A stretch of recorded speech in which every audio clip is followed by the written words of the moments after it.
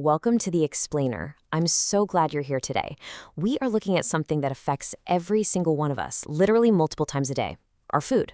We're going to explore the incredible journey our food takes just to get to us. And more importantly, we're going to look at how we can build real resilience into these global agri-food supply chains to make sure that journey doesn't get interrupted. Okay, let's dive right into this. I want you to ask yourself, is your dinner plate at risk? Now, that might sound like a dramatic question when you're standing in a fully stocked local grocery store, but the truth is macroeconomic threats, things like shifting geopolitics, climate volatility, trade restrictions, they are silently testing the very limits of how we get our next meal. What happens globally directly impacts what you pay locally and whether certain items are even on the shelves at all. So here's our roadmap for this explainer. 1. The fragile food system. 2. Shocks and shrinking farms. 3. The power of data. 4. Strength and diversity. And 5. Building a resilient future.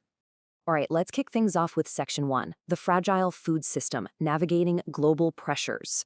For about a century, our agricultural systems gave us incredible scale and efficiency. But here's the catch. They were built for a stable climate and predictable costs.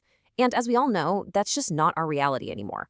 Take a look at the sheer massive scale we're dealing with here. The global food system literally provides roughly 40% of all jobs worldwide. 40%. On top of that, it makes up about 10% of the entire global GDP. So when we talk about food supply chains, we aren't just talking about dinner. We're talking about the very bedrock of the global economy. And right now, that bedrock is under some unprecedented pressure.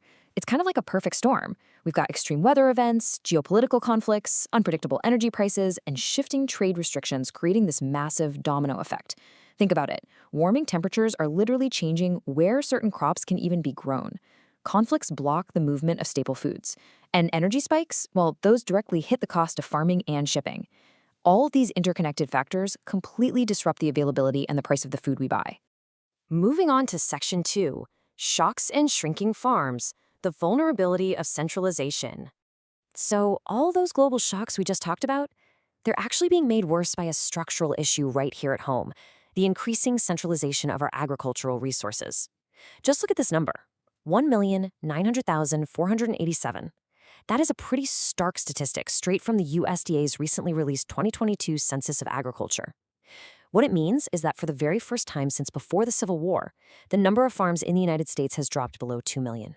Let's break down that USDA data a little more to see what's actually happening. Total farms are down 7% since 2017. Total farmland also declined by 2.2%, down to 880 million acres. But here is the kicker. Look at that bottom row. The average farm size increased by 5% to 463 acres. So as the number of farms shrinks, the ones left standing are just getting bigger. We're creating a highly centralized system.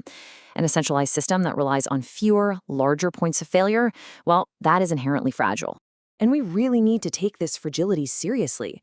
Modeling done by Boston Consulting Group and Qantas looked at 15 major crops, and their projections for global crop production by 2050 are honestly pretty concerning. Because of climate and geopolitical strains, they project an average expected decline of 12%, with a maximum projected decline of up to 35%. 35%! That is a massive potential gap in the amount of food available globally. Really, it comes down to a battle between two different models. On the left, you have our highly centralized food system that relies on really long, complex logistics. If there's an energy spike or a localized weather disaster, the whole chain suffers from shortages and crazy price swings. On the right, you have a diverse agricultural system, a mix of small, mid-size, and regional producers. This setup has built-in redundancies. It can absorb local shocks so much better, which protects both consumer food security and rural livelihoods. Okay, Section 3, the power of data, tech-driven resilience. So, how do we actually fix this? Let's pivot to the solutions. Starting with something called predictive analytics. This is all about using historical data and incredibly advanced modeling techniques to forecast future events. Instead of just relying on guesswork, farmers and agribusinesses can analyze historical and market data to proactively predict crop yields, anticipate shifts in demand, or even spot a pest outbreak before it completely ruins a harvest. And obviously, it doesn't just stop at predictions. We're literally talking about farm fields that are smarter than our smartphones now. We've got IoT, the Internet of Things, devices planted right in the dirt, collecting real-time data on soil moisture and local weather. We're using blockchain technology to guarantee total farm-to-table traceability, so we know the exact journey and authenticity of our food. Plus, advanced market intelligence tools allow suppliers to tailor their logistics to perfectly track what consumers are buying. Next up, Section 4, Strength in Diversity, expanding our agricultural portfolio. We've looked at the tech tools, but now we need to look at structural solutions. Take a look at this quote from the European Commission. It brilliantly captures the geographic side of things. They point out that the EU single market ensures food security precisely because it pulls from different pedoclimatic zones, which is basically a fancy way of saying different soils and climates. Open trade and regional diversity guarantee that if a harvest gets wiped out by a severe drought in one region, a totally different region with a different climate can step up to keep the food supply stable. But remember, diversity isn't just about geography. It's absolutely crucial at the biological level too. Mixing up the types of crops, the livestock, and the farming practices on a single farm acts as a natural risk management tool. Expanding our agricultural portfolio away from strict monocultures creates these amazing built-in redundancies against pests, diseases, and local climate disasters. Basically, if one crop fails, the whole farm doesn't go under. And finally, Section 5, Building a Resilient Future, a strategic framework for action. So how do companies actually implement all these tech and diversity solutions in the real world?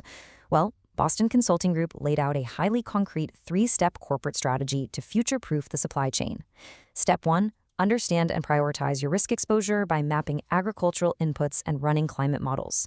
Step 2, develop a long-term action plan, which might mean deepening partnerships with farmers through long-term contracts. And Step 3, establish a control tower to manage short-term risk. Let's zoom in on that control tower concept for a second, because it's truly fascinating. Imagine a climate risk control tower as this giant, centralized digital nervous system for a company. It pulls in real-time environmental, supply chain, and market data, all at once. So if a major storm is heading toward a shipping port or a sudden drought hits a key supplier, the decision-makers using this tool can pivot instantly. They can secure alternative contracts and reroute logistics way before a shortage ever reaches your grocery store aisle. To sum it all up, future-proofing isn't some distant dream. There are concrete actions stakeholders can and must take right now. They can invest in cutting-edge innovation, like high-yield resilient seeds and advanced post-harvest storage technologies to cut down on waste. They can optimize their logistics by shortening supply chains, a process known as nearshoring. And crucially, they can unlock transition financing to actually give farmers the capital they need to adopt these exact technologies and risk mitigation strategies.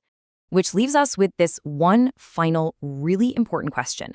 Are we ready to completely rethink the journey of our food just to ensure there's always a next meal? The threats from extreme weather and over-centralization are very real. But as you've seen today, so are the solutions. By tapping into predictive data, embracing biological and geographic diversity, and using smart strategic frameworks, we can absolutely build resilient food supply chains. Next time you sit down for dinner, I hope you look at your plate with a whole new appreciation for the incredible global resilience it took to put it there. Thanks for joining me on this explainer. Keep questioning, keep learning, and I'll catch you next time.